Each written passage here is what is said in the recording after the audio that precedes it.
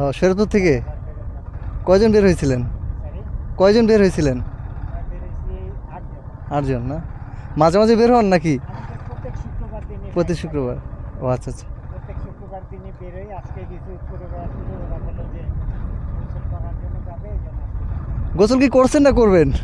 আমরা কই না, ওরা করছে। আমাদের আবার দুপুর বিকেলে 3:30 থেকে আবার সদরে আরেকটা রাইড আছে। ও আচ্ছা, এখন কি শরীয়তপুর শহরে যাবেন না? জি।